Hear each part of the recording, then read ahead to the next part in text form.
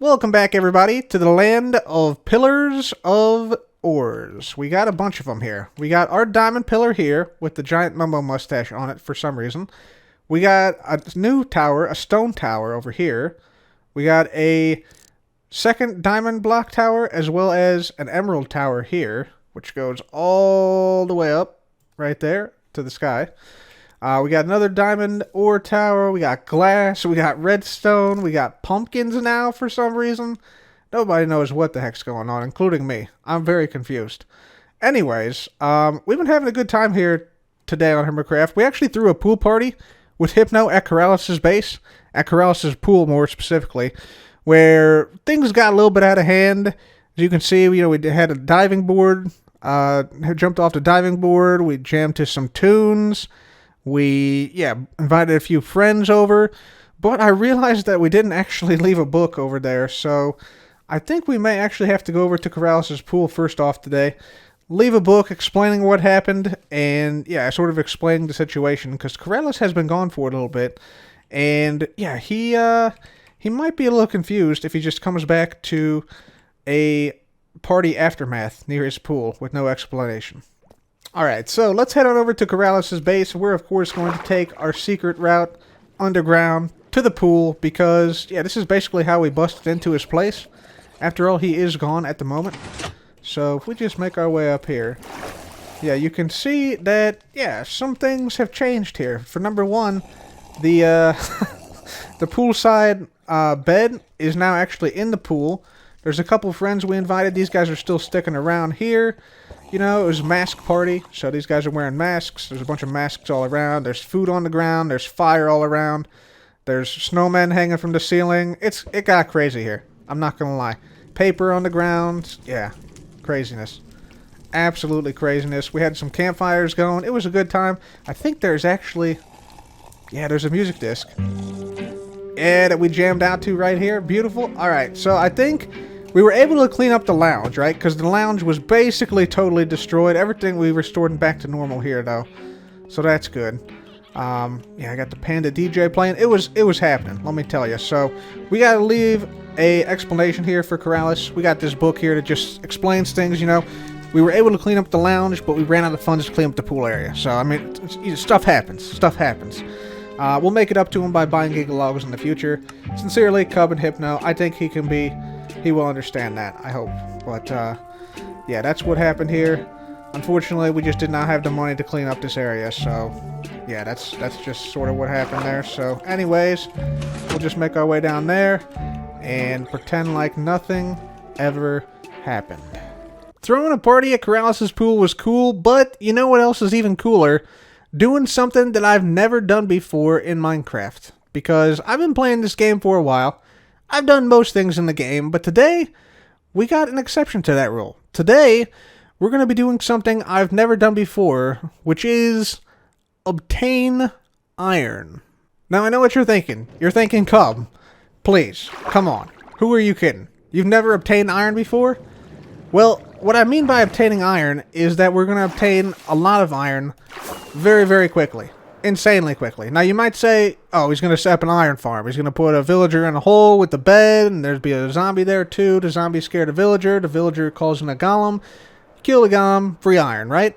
Well, that is the boring way to do that, and we're not going to do that because it is boring. So, instead, we're going to come over to the big mining wall, and if you guys recall, not only did we mine out a bunch of other resources in addition to the diamonds when we were doing that, but...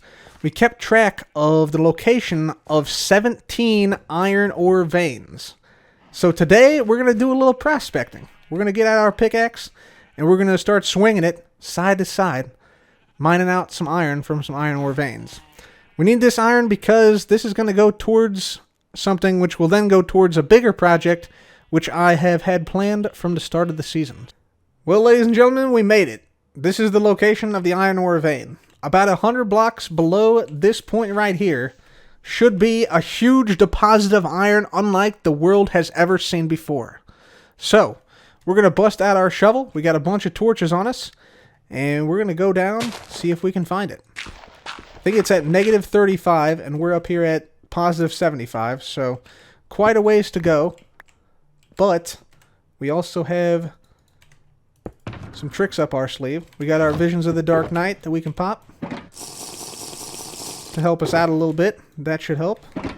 Very good. Should probably also get that back. There we go. And we also probably want to have, instead of the Elytra, probably want to have a little bit more protection here than just the Elytra. There we go. That should be good. We got our water bucket out. Let's do this thing. Yes! Success! Bum bum bum bum bum bum bum bum. We did it! Let's go! Alright, fantastic. This is great. I'm actually going to light up the area a little bit. We're under night vision now, so everything seems super bright, but this is one of the areas where I was earlier for diamond mining, for cave mining. And yeah, this should be a good spot here, I think. We can get rid of some of these mobs. Make it a little bit safer. But yeah, as you can clearly see, lots and lots of iron in this. Let's go. Alright, let's mine this thing out, see how much we get. And of course, grab the ore blocks as well. Full ore blocks. That's how you know it's a vein, in addition to the iron that's sort of embedded inside of there. And another one. Very good. Okay, let's do this thing. So I want to talk a little bit here while I'm digging out this iron ore vein about the iron ore veins themselves, what I think about them, and sort of how I think they're one of the best things ever added to the game. So here we're digging out a section of the iron ore vein. You can see it went across the cave here, and there's actually one like back behind me too, if you can see that in the background. But these iron ore veins I think are one of the best features ever added to the game, just because they're kind of like realistic to how ore veins work in real life. So they sort of like shift and move and go in unexpected directions. You can see here, we're actually going to fly through where I'm digging out. Don't worry, I came back and got the iron ore that you see on the left-hand side there and some other iron ore that I'll leave behind. But I just wanted to show here how this sort of like moves and is like not like a straight line. It's, you know, it curves and shifts and we're going upward at the same time. And so I just try and, like, when I mine these out, I try and figure out like how they are shaped initially.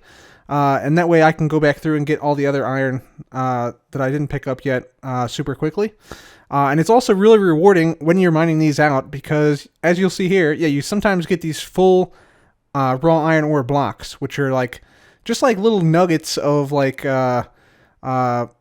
reward that you get throughout this entire vein process. And I just find the whole thing is like a constant process of discovery. Like here I break into another cave and I actually find another bit of the ore vein further along down the cave. So just a really enjoyable process, and yeah, I highly recommend you guys try and find iron ore veins yourself or copper ore veins as well. We are back in the base once more, now rich with iron. More specifically, we found 2,906 raw iron, and that includes if you turn these blocks of raw iron we found into raw iron itself. So a good haul of iron right there. We also found a bunch of course, tough and deep slate, because that's the primary block you find down there. So plenty of that, plus some diamonds and some lapis and some redstone. So overall, pretty fruitful, not too shabby. We will take these items and we are now going to basically smelt all these up. So luckily we have ourselves a smelter back here, powered by lava, of course, and we have some lava buckets that we're going to be making here just to make sure that this continuously smelts up. And the thing is, we can actually recover all the XP from this, whereas in a regular iron farm, you actually can't. By the way, the rates of this, it turns out that this is about 5 to 6 times faster than sort of like your standard, like basic iron farm, which is like, I think it's like 3 villagers and 1 zombie that are like causing the villagers to panic. So yeah, you get about roughly 1 ingot every 2 seconds is what I found. So not too shabby right there. So we'll put that in there, smelt it up, and we'll see how much XP we can get back. Yeah, and we'll see if that actually can repair our pick totally or not. Alright, let's see if this works. We're going to take out our final iron ingot from the blast furnace here. And we have plenty of iron now to work with, and let's see how much XP we get. See if this repairs our pick. Oh wow, yeah. I'd say it did. I'd say it did. Wow, that is a lot of XP. We may just leave this one for now. You know what? Let's just see how much we get. Okay, 4 more additional levels. Okay, so yeah, that easily repairs our pick. And there is all of our iron right there. So what are we going to do with all this iron? Well, we're turning it into cauldrons. So we're going to basically make a sort of equivalent area to the Snow Bowl last season. But this time, it's going to be the Snow Square. So eventually this area is going to be a beautiful area full of snow cauldrons and ice farms and snow farms and things like that. But for now, just a portal surrounded by some simple cauldrons. So, not too shabby. Not too shabby. Also fancied up a little bit with some diamonds. Why not? Why not?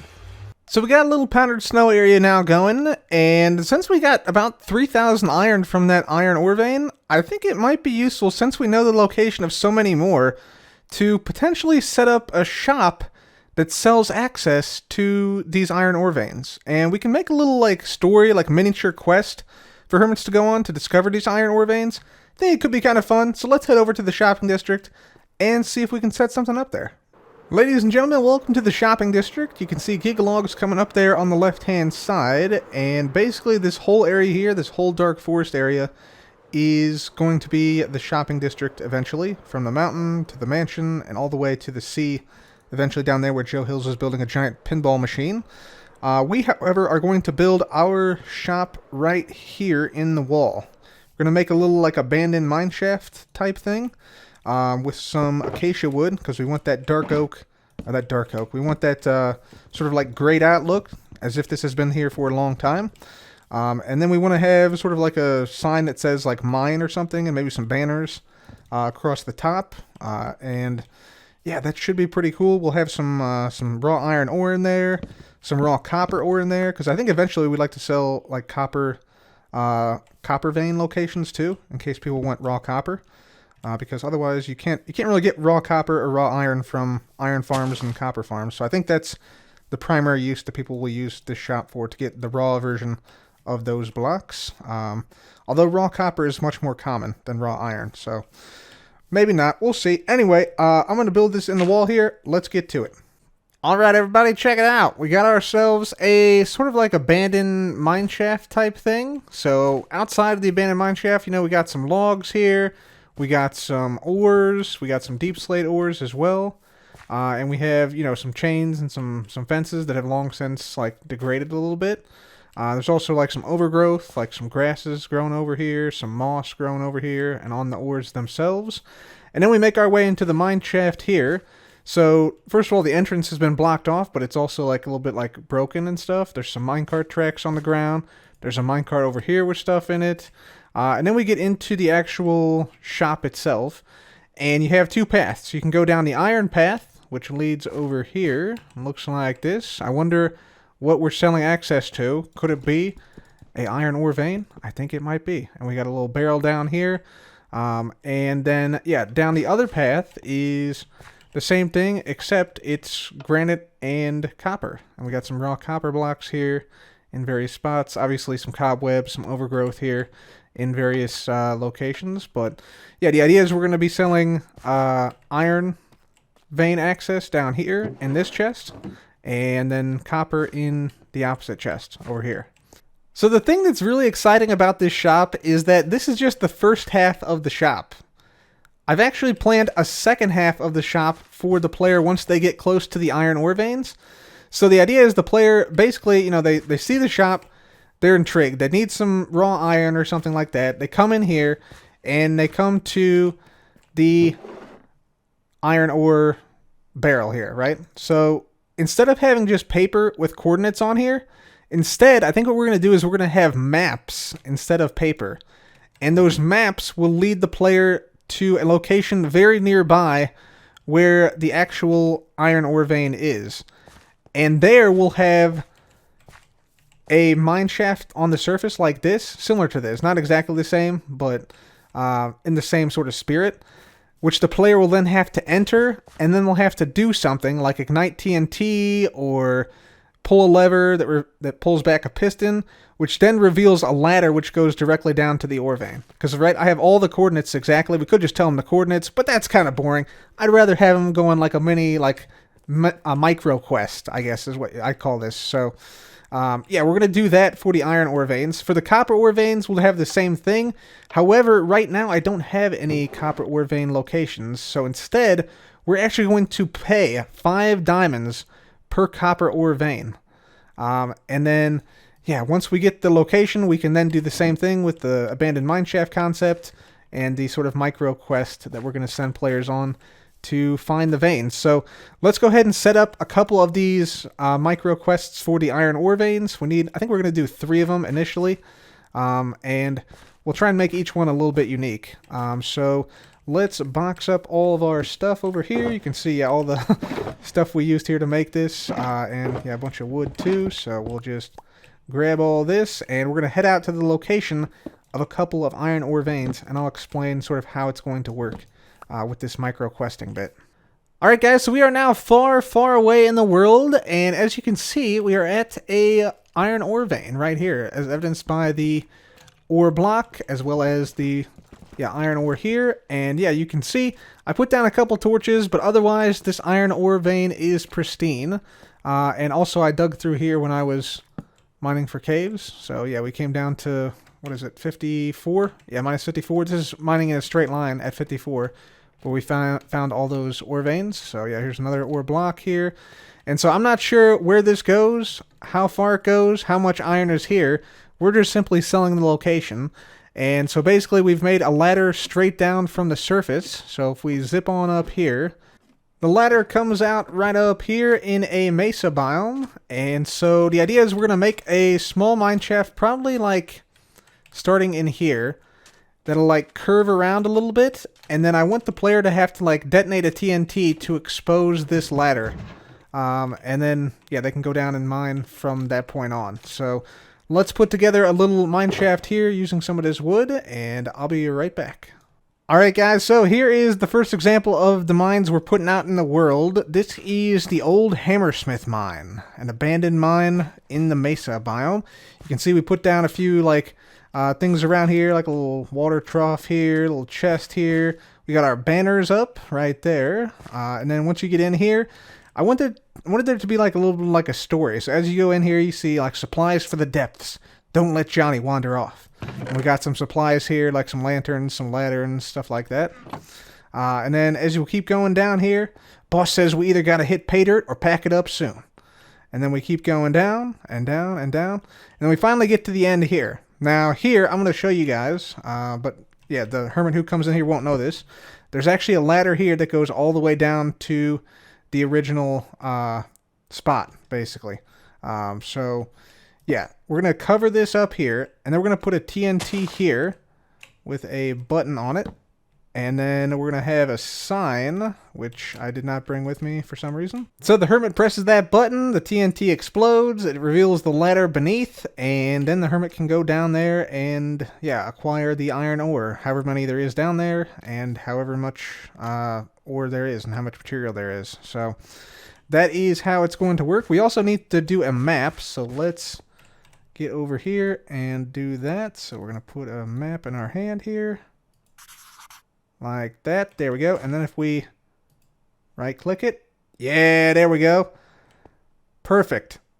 Alright guys, so we got the map now done, and here's what it's looking like. So yeah, you can see the map actually reads Hammersmith Mine near negative 4011 321.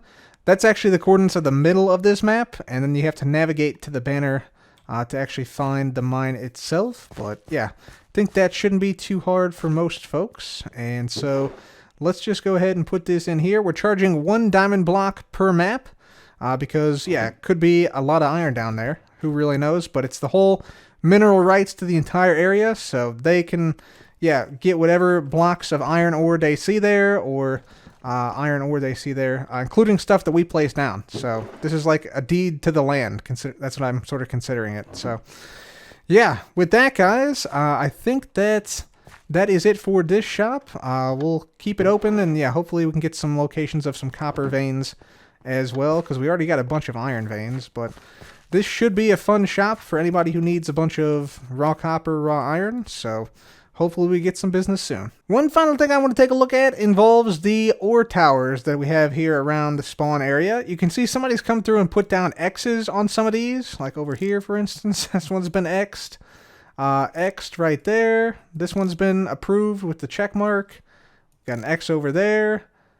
Check mark on ours. So it looks like just diamond ore blocks have been approved. And also we have this face now on our diamond ore block tower. So I think we move this somewhere else. And also we can increase the size of our tower because we have a few more diamond blocks. Yeah, 8 more diamond blocks. So it's 2 more layers, I think, here. So we can do that right now. Let's just plop this down and boost on up. So we'll place down our 8 more blocks. There we go. There we go. Continuing to increase the height of the tower slowly. And we'll take this down and move it somewhere else.